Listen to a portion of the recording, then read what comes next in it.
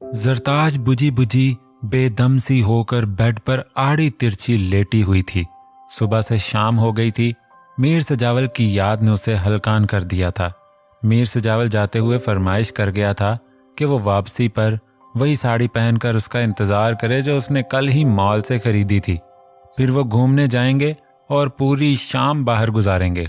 मीर सजावल की ख्वाहिश के ऐन मुताबिक वो सच संवर कर उसका इंतजार कर रही थी, मगर ये 2 घंटे भी गुजर गए पर मीर की कोई खैर खबर नहीं थी। वो बेड से उठकर रूम से बाहर निकली और विंडो के पास चली आई। खूबसूरत नज़ारे, बुलंदो बांग बिल्डिंग्स, रोशनियां, चहल पहल, कुछ भी तो उसके बगैर आंखों को भला नहीं लग रहा था। उसके बगैर चंद घंटों में ही पूरी दुनिया वीरान लगने लगी थी। उसने थककर दीवार से सर टिका दिया। उसकी पलकें भीगने लगीं। मीर सजावल की गैर मौजूदगी में वेल डेकोरेटेड हनीमून स्वीट काटने को दौड़ रहा था। उसकी घुटी घुटी सिसकियां कमरे में गूंजने लगी।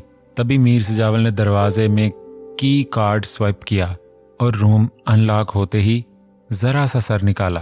दिलबर साईं, मीर की खूबसूरत आवाज ने उसके बेजान जिस्म में रूह फूंक दी। जरताज ने यकलख्त पलट कर देखा। मीर सजावल ग्रे पैंट पर ब्लैक शर्ट जिसके ऊपरी 2 बटन खुले हुए थे, टाई की नाट को ढीला किया हुआ था जो गिरेबान से जरा नीचे झूल रही थी। उसने गाड़ी में ही स्लीव्स कोहनी तक फोल्ड कर ली थी।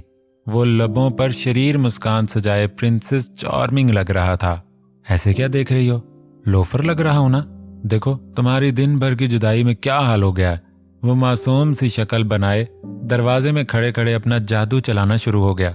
जरताज की सिसकी हिचकियों में बदली और मीर सजावल सारी चौकड़ी भुलाए पलक झपकते में उस तक पहुंचा।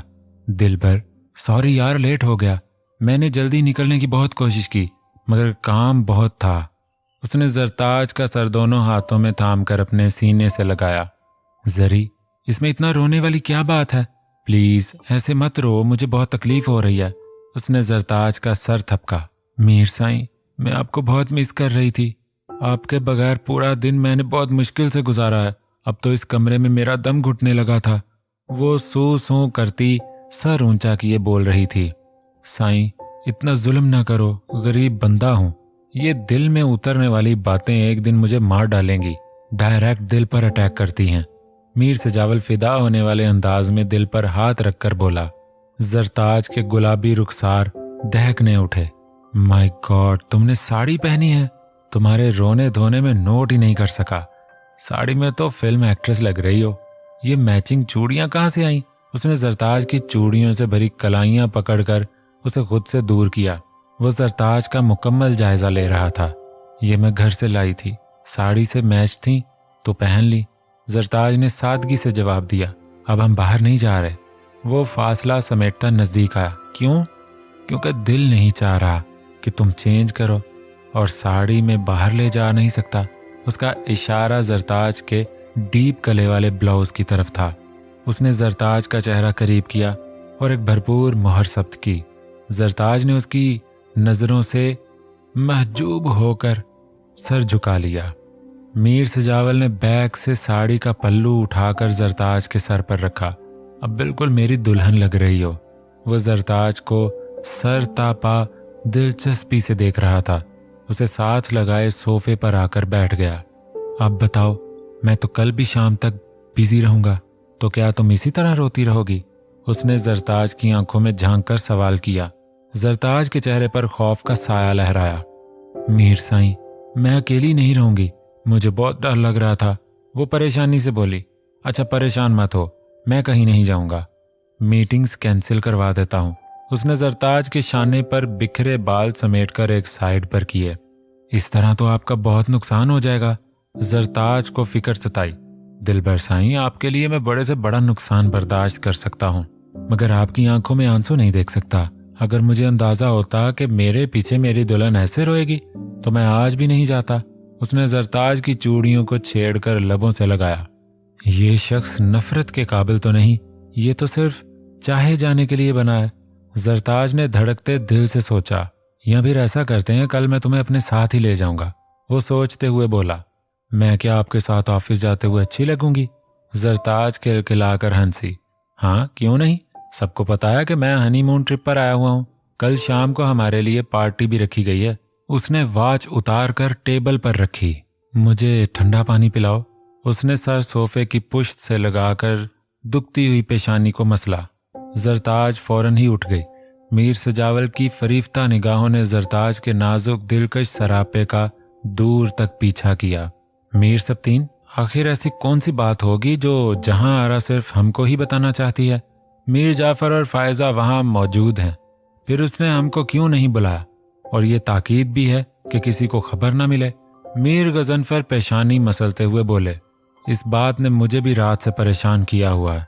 खैर, अब तो वहां पहुंचने पर ही पता चलेगा कि वो कौन सी अहम बात करना चाहती हैं।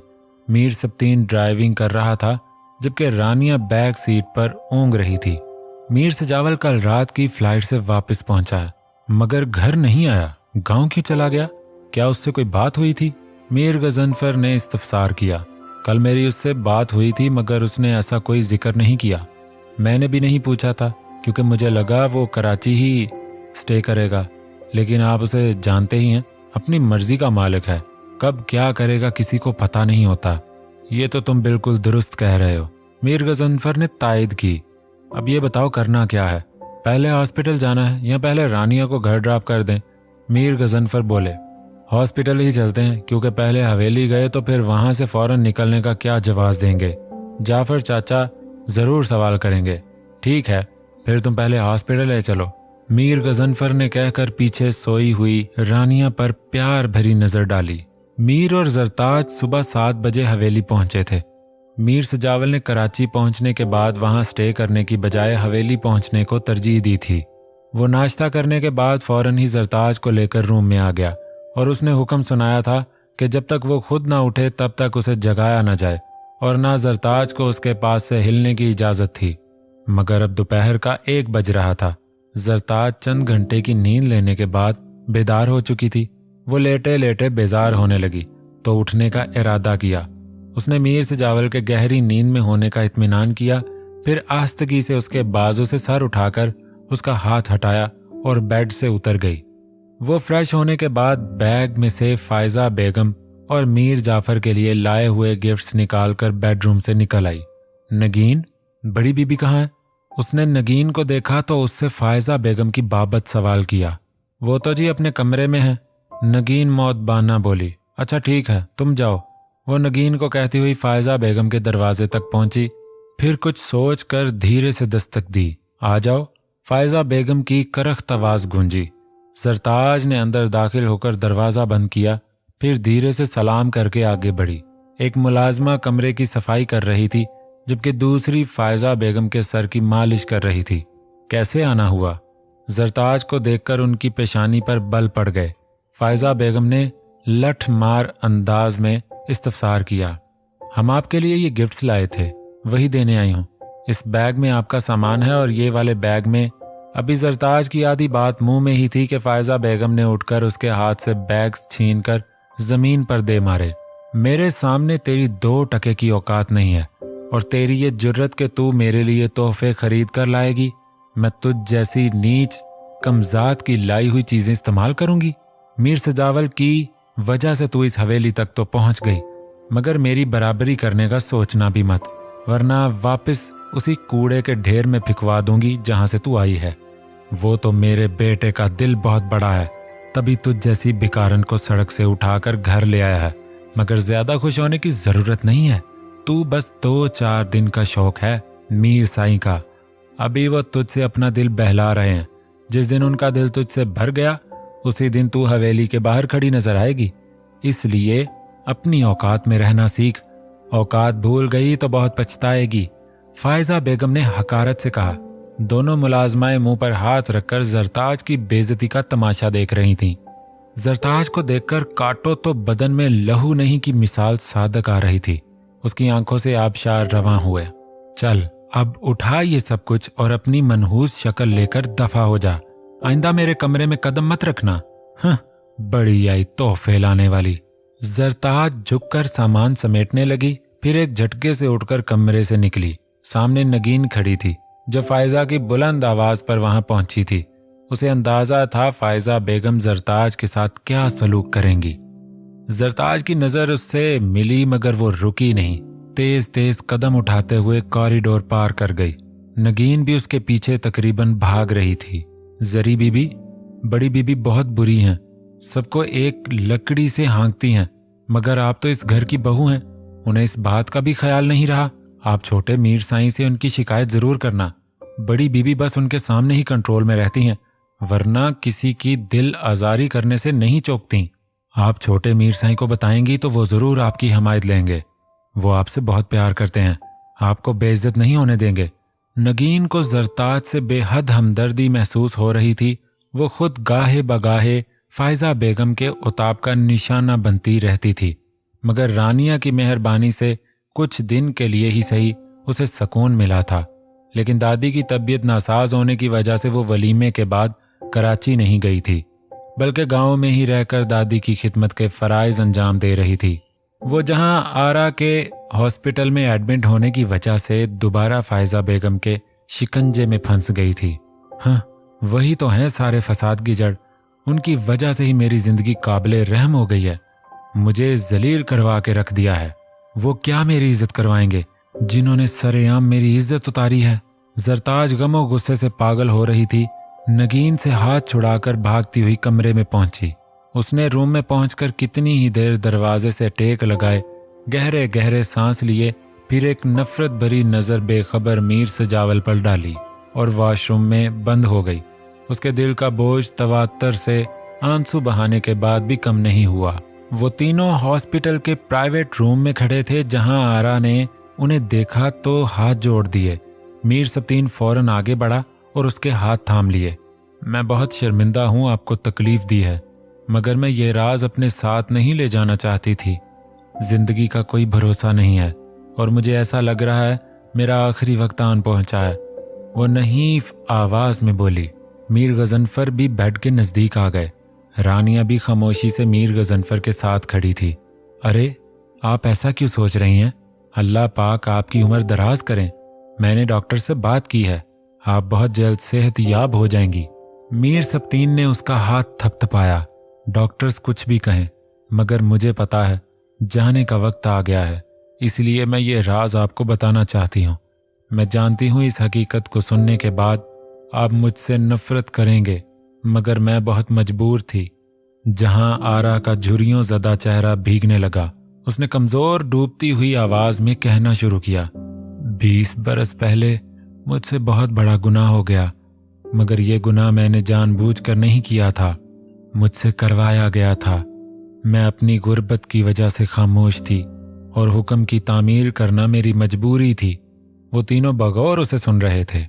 20 साल पहले सुंदस बीबी की यहाँ जो औलाद पैदा हुई थी वो जुड़वा थी।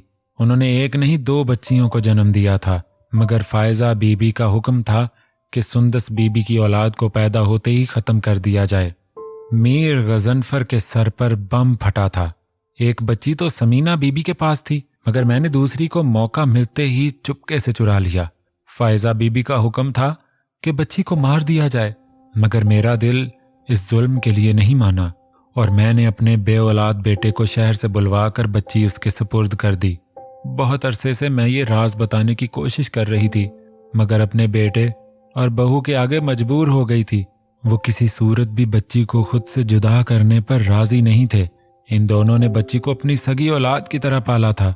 फिर खुदा का करना ऐसा हुआ कि वो दोनों वक्त से पहले ही दुनिया से चले गए। कौन है वो बच्ची? मीर गजनफर की आवाज गहरे कुएं से निकली थी। नगीन। जहां आरा ने लड़खड़ाती आवाज में इंकशाफ किया। मीर गजनफर और मीर सब्तीन ने चौंक कर एक दूसरे की तरफ देखा। रानिया की आंखें खुशी से भर आईं। आज मैं बहुत शर्मिंदा हूं कि महलों में पैदा होने वाली बच्ची मेरी बुजदली और लालच की वजह से झोंपड़ी में पली बढ़कर जवान हुई, मगर मेरे बेटे ने अपनी औकात से बढ़कर उसके नाज उठाए हैं और आज अल्लाह की मेहरबानी से सही सलामत अपनों के हाथों में पहुंच गई है। जहां आरा, तुमने गुनाह तो किया है, मगर मुझे एहसास है तुम किन हालात से गुजरी होगी। नगीन को जिंदा रखकर तुमने हम पर बहुत बड़ा एहसान किया है। तुम्हारी खता के सामने ये एहसान बहुत ऊंचा है। कि तुम्हारे गुनाह को छुपा गया है। मीर गजनफर भारी आवाज में बोल रहे थे। मीर सब्तीन, तुम डॉक्टर से बात करो, वो जहां आरा का बेहतरीन ट्रीटमेंट करें। मुझे जल्द से जल्द घर पहुंचना है। उनकी आंखों में खून उतर रहा था। नगीन का डरा सहमा वजूद, उसके मामूली कपड़े, उसके साथ फायजा का हतक आमेज रवैया उनका खून खौलाए दे रहा था। सुंदस का मासूम चेहरा उनकी निगाहों में चकराने लगा। वो आज हर कीमत पर फायजा का मकरू चेहरा भाई के सामने लाने का इरादा बांधकर हॉस्पिटल से निकले थे।